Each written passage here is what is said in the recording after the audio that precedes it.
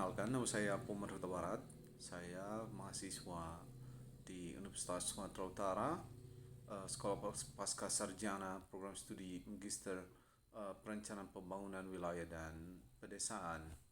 Pada saat ini, saya akan mempresentasikan tugas yang diberikan oleh pengampu Dr. Insinyur Charlotte MP, yaitu mengenai potensi kemenyan sebagai tanaman endemik untuk meningkatkan perekonomian di Kabupaten Humbangan Sundutan.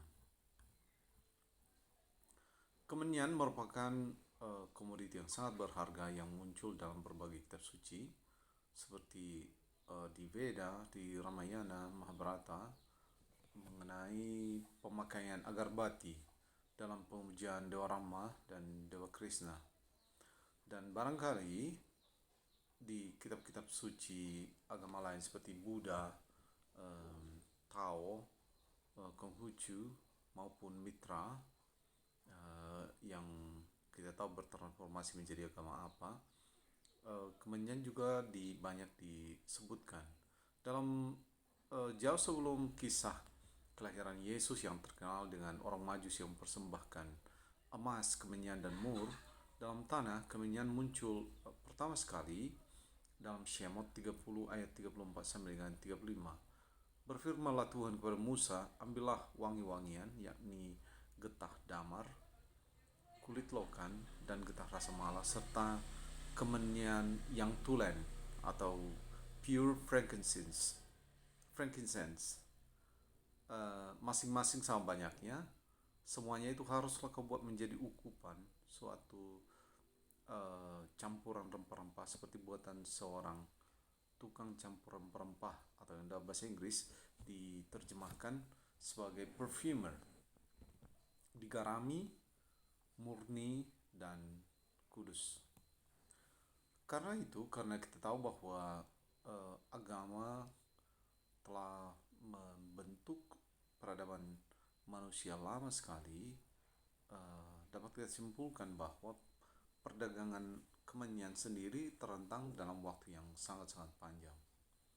Potensi dan persebaran pertanaman kemenyan. Menurut Permenhub nomor 35 garis miring Menhub 2 2007, hasil non kayu merupakan hasil hutan baik hayati, baik nabati maupun hewani, dan produk turunannya serta jasa yang berasal dari hutan kecuali kayu. Salah satu dari bagian kelompok nabati itu adalah getahan, yang salah satunya adalah kemenyan. Kemenyan tersebar di Afrika Timur, Jazirah Arab, India, Cina, Laos, dan Indonesia. Kemenyan terbagi dalam dua genus utama, yaitu Boswellia dan Styrax.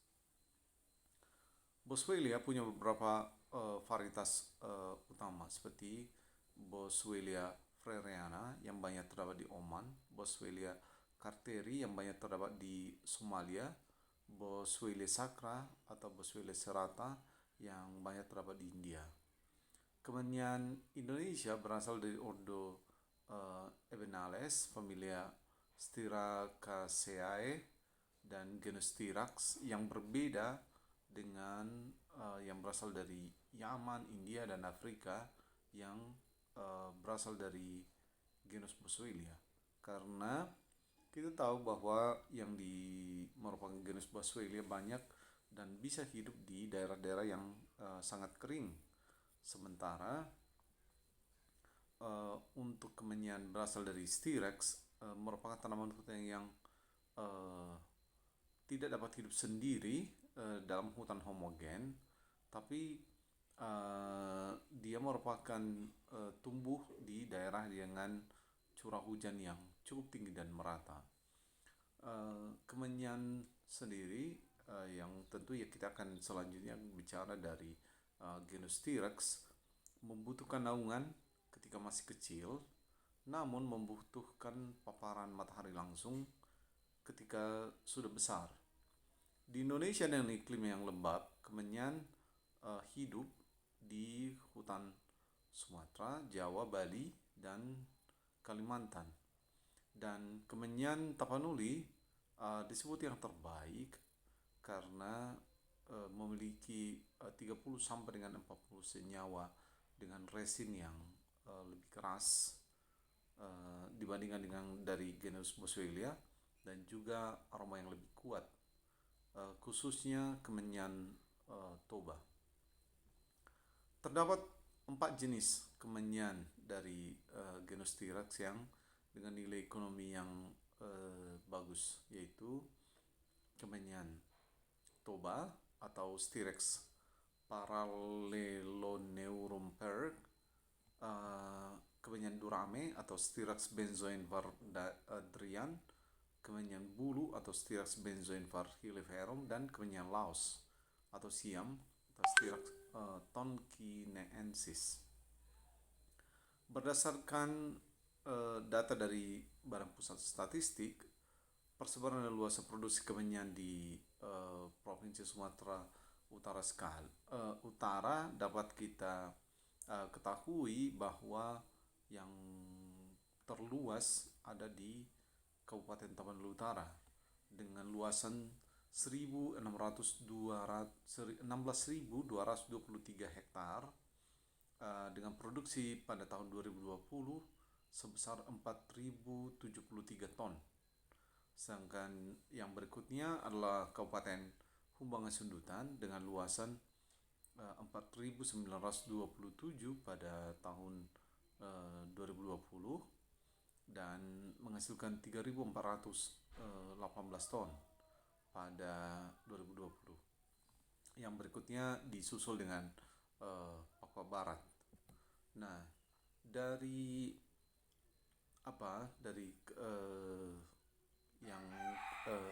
dari sini sebenarnya kita melihat bahwa secara rata-rata dengan luasan yang berbeda, luasan di Tapanuli Utara 16.000 sedangkan di Humbang 4.000 sekian, sedangkan produksinya 4.000 untuk Tapanuli Utara dan 3.400 untuk Humbangan Sundutan.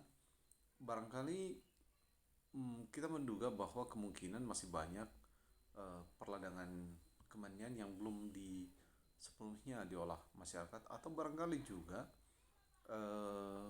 produktivitas di Humbangan Sundutan lebih tinggi. Ini masih memerlukan kajian yang lebih mendalam dan kita belum dapat menyimpulkan secara langsung apa yang sebenarnya mengakibatkan data rata-rata seperti ini yang agak-agak jomplang.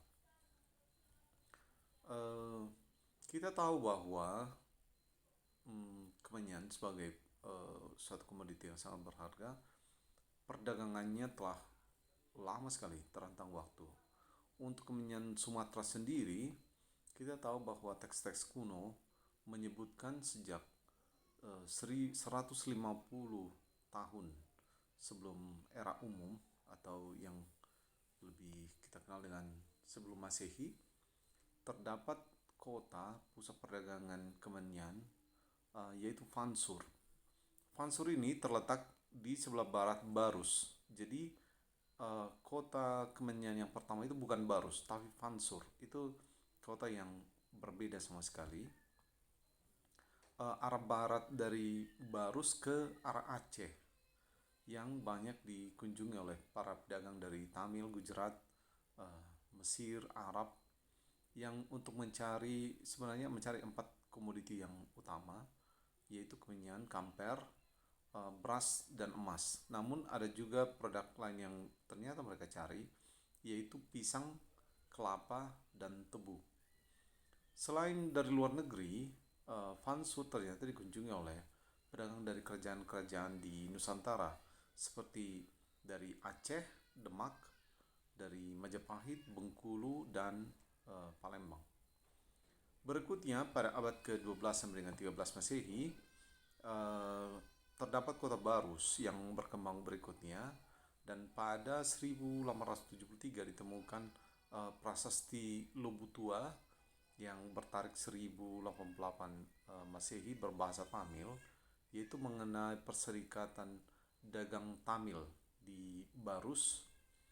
Nah, selain Barus, kota perdagangan berikutnya ternyata adalah Badiri, yang Kecamatan Badiri yang kita kenal saat ini, dengan ditemukannya koin Umayyah dan Abbasiyah dari abad ke-7 Masehi, berarti kira-kira abad-abad pertama Hijriah, dan juga mata uang Pandya dari India, serta koin Xiaoting dari Cina. Dan juga ditemukannya dalam jumlah yang lumayan besar peralatan-peralatan untuk upacara memakai dupa. Perdagangan dengan memakai kapal yang besar itu dilakukan oleh Majapahit dengan mempergunakan kapal Jung Jawa yang mampu memuat 10.000 kargo.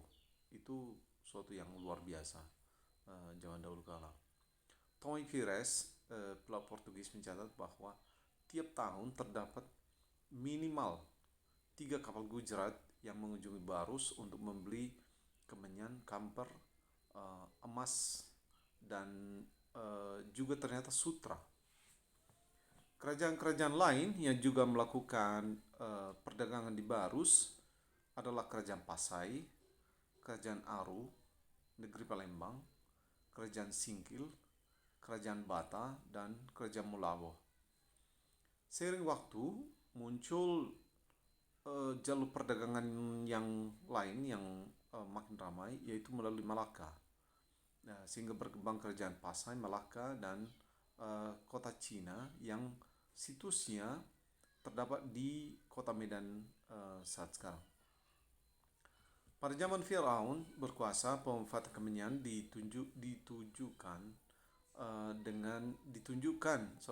dengan terdapatnya mural tentang pohon kemenyan dari tanah Hun beserta kulit manis dari daerah yang diduga adalah dari daerah Sumatera Barat saat ini.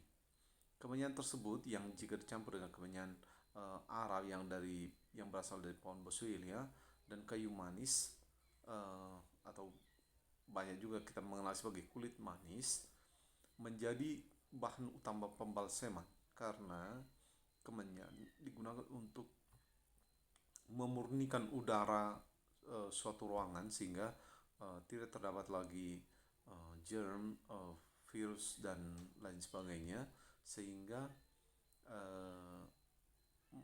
mumi itu dapat awet seperti yang kita lihat pada saat ini. Herodotus itu barangkali sejarawan, filsuf dari Yunani, mencatat bahwa terdapat berbagai jenis kemenyan yang diperjualbelikan di Yunani, dan dia mencatat bahwa kemenyan terbaik itu adalah yang dijual oleh para pedagang Arab, yaitu yang ternyata kemenyan Jawa yang dalam bahasa Arab itu dikenal dengan Luban Jawi. Nah, dengan adanya pertukaran komoditi, sebenarnya juga terjadi pertukaran bahasa, sehingga apa yang dalam bahasa Arab disebut dengan Luban menjadi Olibanum dalam bahasa Yunani. Banjawi menjadi Luban Jawi dan menjadi Gambenzamin, dan sekarang dikenal sebagai benzoid, yang berasal dari kata ben yang berarti harum dan zoa yang berarti getah, artinya getah harum.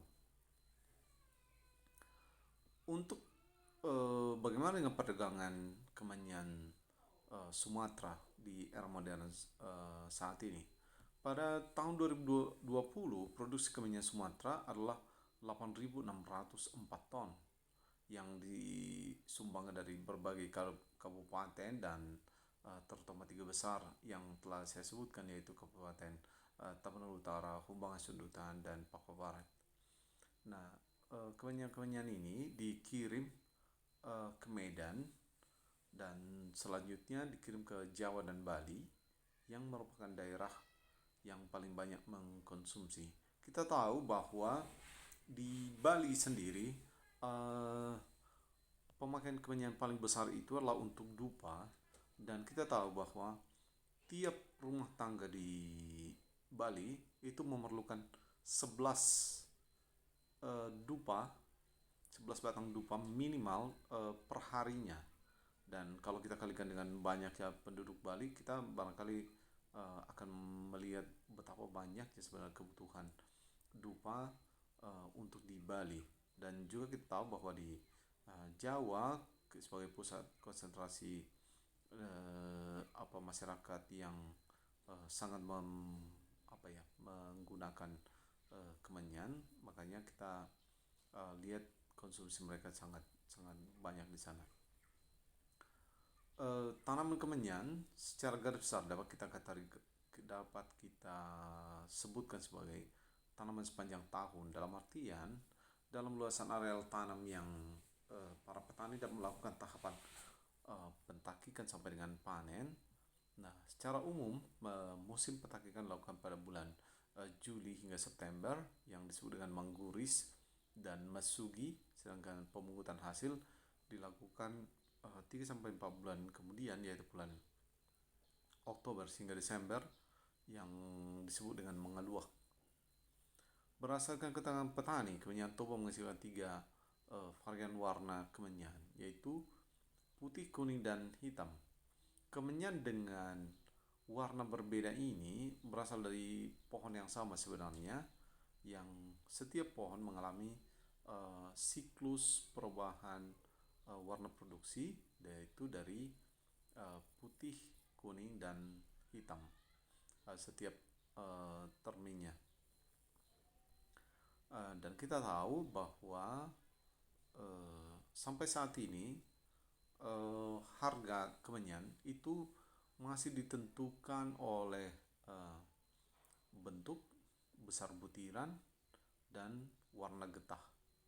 Dan kita tahu warnanya yang putih yang paling mahal, disusul yang kuning, dan berikutnya yang hitam. Pembagian kualitas pada petani dan pengumpul itu berbeda, di mana pada petani membagi kualitasnya menjadi 2, yaitu takasan dan tahir.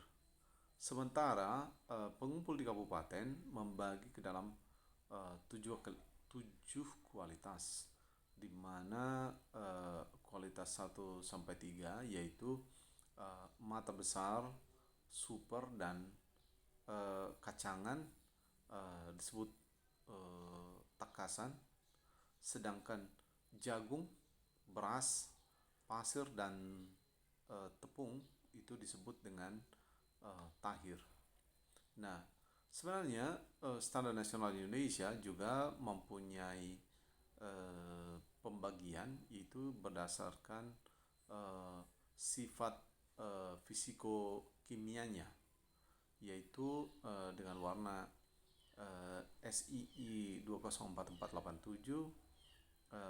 dan kadar air persennya, kadar abu persennya, kadar kotorannya, kadar asam balsamatnya, itu dibedakan lagi.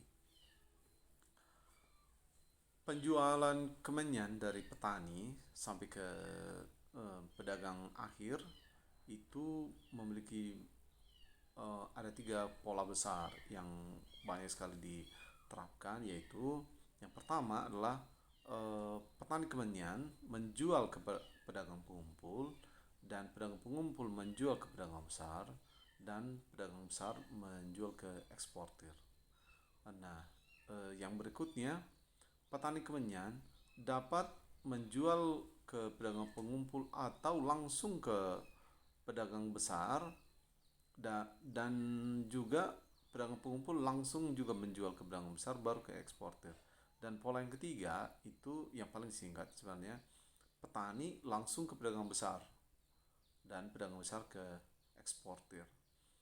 Semakin pendek rantai penjualan, maka petani akan mendapatkan untung yang semakin besar. Kita tahu bahwa kemenyan dimanfaatkan untuk berbagai-bagai keperluan yang sangat besar. Nah, eh,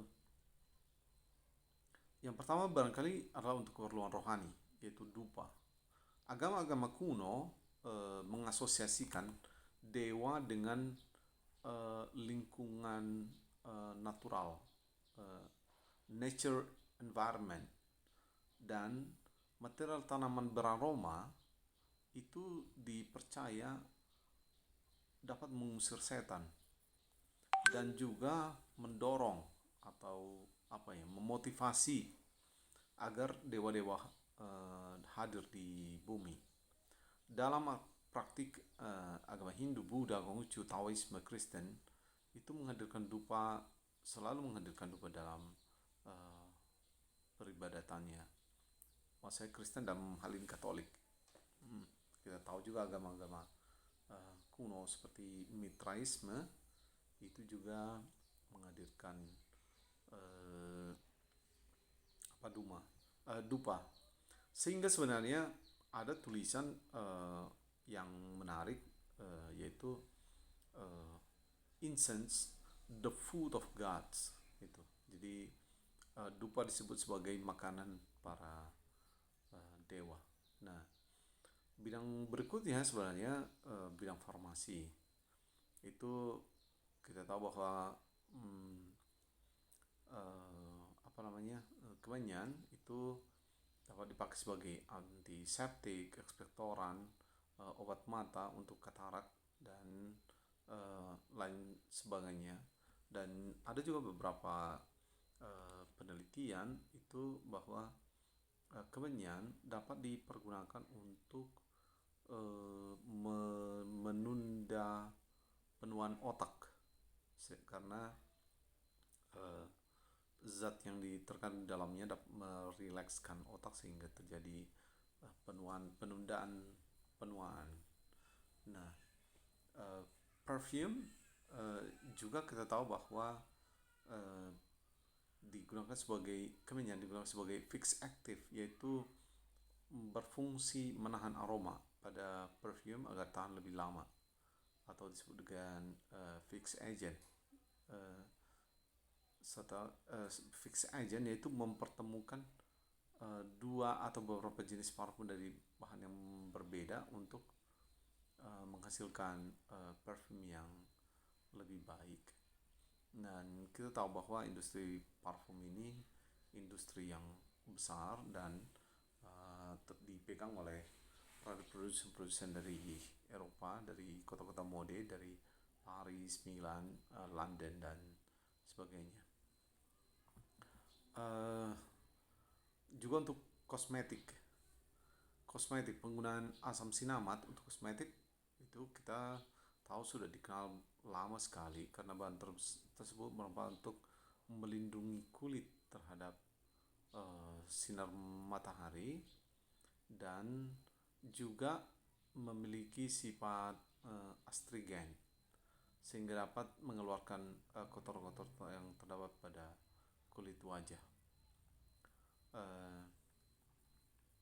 Berikutnya juga bisa dimanfaatkan untuk vernis, dapat juga kayunya juga dapat dimanfaatkan. Nah, untuk pemanfaatan lain dari kemenyan, sebenarnya di Eropa itu juga banyak dipergunakan sebagai bahan untuk makanan, tapi yang untuk konsumsi kemenyan yang dapat digunakan untuk makanan di Eropa itu hanya dari jenis serata, dan jenis lain belum di approve oleh Eropa untuk menjadi bahan konsumsi makanan. Nah, apa sebenarnya permasalahan dari kemenyan? Kita tahu bahwa dengan produksi yang besar itu, namun hasilnya untuk masyarakat kelihatannya tidak terlalu signifikan. Selain itu, ancaman yang besar juga ternyata adalah penurunan jumlah pohon kemenyan yang seperti yang terjadi di Eritrea, Ethiopia, Somalia, Sudan, itu banyak sekali tanaman kemenyan yang mati diakibatkan oleh harvesting, over harvesting, eh, apa, eh, pemanenan yang berlebihan sehingga kulit hampir habis sehingga akhirnya diserang oleh hamadrey. Eh, Bahkan beberapa spesies kemenyan terdaftar sebagai spesies terancam punah dalam International Union for Conservation of Nature atau IUCN Red List-nya, di Red List-nya itu dan diperkirakan dalam 15 tahun ke depan jumlah pohon kemenyan di dunia akan mengalami penurunan sampai dengan 50%. Kondisi yang sama sebenarnya mungkin agak terdapat juga di Indonesia, karena terutama Humbang, karena banyak lahan kemudian beralih menjadi pertanaman kopi atau buah-buahan. Ini harus kita antisipasi karena artinya ketersediaan kemenyan dunia nanti akan tergantung pada Indonesia, khususnya daerah sekitaran Danau Toba yang memang cukup banyak, sebenarnya cukup gampang dilakukan regenerasi. Nah, sekarang kita akan membahas sebenarnya yang diperlukan adalah mungkin barangkali konsumsi kemenyan yang yang lebih bagus. Nah, apa yang diharapkan oleh konsumen sebenarnya dari kemenyan? Yang pertama itu konsumen memerlukan data therapeutic rate-nya.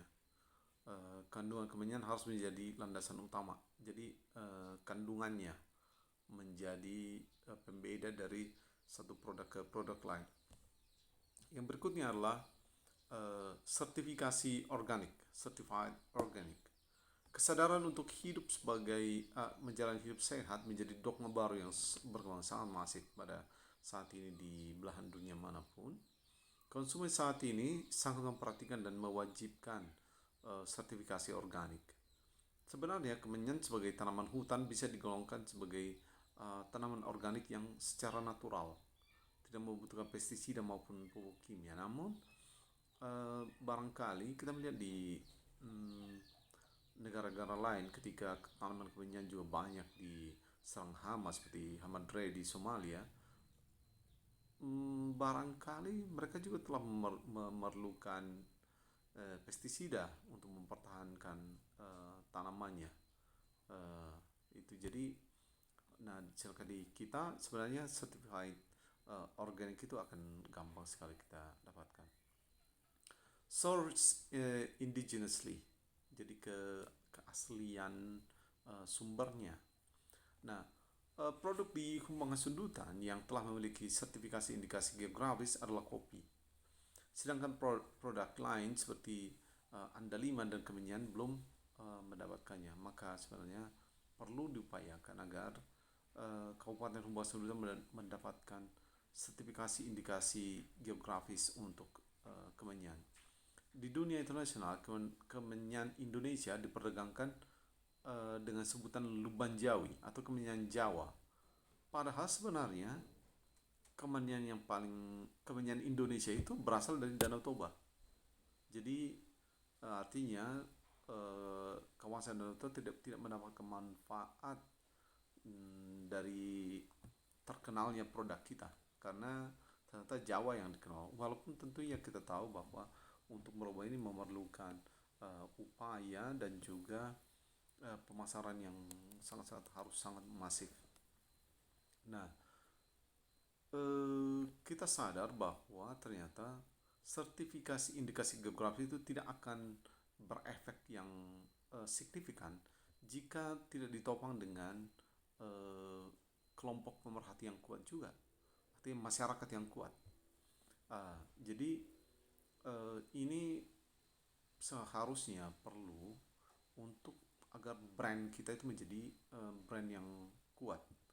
Jadi kelompok pemerhati ini sebenarnya sangat-sangat diperlukan.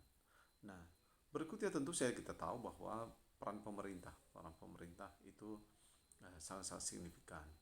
Misalnya dalam hal kita perlu membina para petani kita, namun juga barangkali juga perlu pelatihan juga untuk para pelaku usaha di kita, para toke, untuk dilatih ekspor.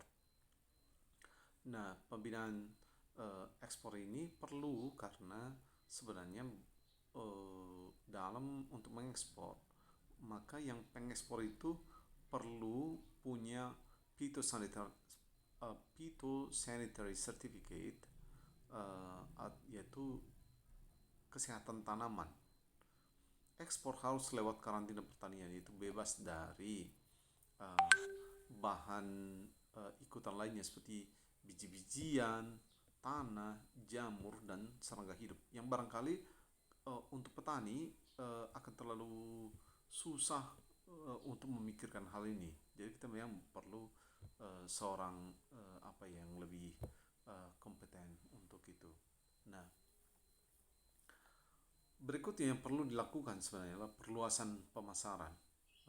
Salah satu permasalahan penjualan kemenyan adalah pemasaran yang panjang. Di era industri 4.0 ini sebenarnya petani akan sangat terbantu menjual produknya sendiri tanpa perantara yang panjang. Para petani maupun pelaku usaha dapat menemukan pasar kemenyan yang lebih luas melalui dua cara, yaitu offline dan online. Cara online itu dapat dilakukan melalui listing produknya di marketplace internasional, yaitu melalui B2B, business to business, atau B2C, business to customer, seperti di Alibaba.com, AC21.com, dan sebagainya. Dan juga memaksimalkan penggunaan media sosial seperti Facebook, Instagram, Twitter, dan lain-lain dengan cara mengikuti banyak grup medsos di negara tujuan ekspor dan rutin mengupdate foto kemenyan yang akan dijual. Tentu memang tidak akan instan untuk memperbanyak, tapi ini yang harus diperjuangkan dan dimulai dari sekarang. Perluasan pertanaman. Kita tahu bahwa sebenarnya ancaman terhadap penurunan jumlah kemenyan itu sangat-sangat masif. Nah, itu harus diantisipasi. Namun kita tahu bahwa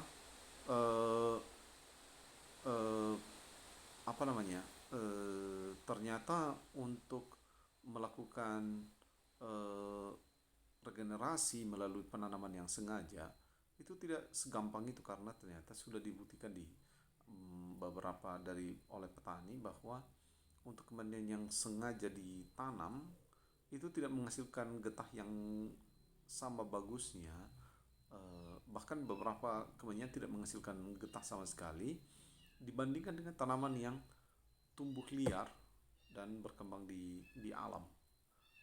Tentu perlu studi yang lebih lanjut mengenai ini. Kita juga perlu memperkuat kelompok tani kita. Kelompok tani yang berdaulat itu dan terlatih itu akan menjadi faktor kunci. Jadi perlu mereka dibekali dengan pemahaman mengenai kualitas produk. Barangkali juga perlu diperkenalkan mengenai bibit yang bagus yang barangkali melalui kultur jaringan dan sebagainya, dan terutama kelompok tani perlu dibukakan terhadap tumbuhan-tumbuhan baru dalam hal intensifikasi, seperti intensifikasi kemenyan melalui perlakuan khusus. Berikutnya barangkali perlu dipikirkan adalah membuka jalan, karena pembukaan jalan baru, karena kita tahu untuk lahan-lahan yang masih dapat dimungkinkan untuk membuka jalan, maka kita perlu membukanya untuk yang non-register agar petani dapat menjualnya langsung kepada pedagang besar sehingga rantai penjualan itu makin singkat. Demikian yang dapat saya sajikan, mudah-mudahan dapat juga membuka cakrawala kita dan bermanfaat untuk pengembangan berikutnya. Terima kasih, salam.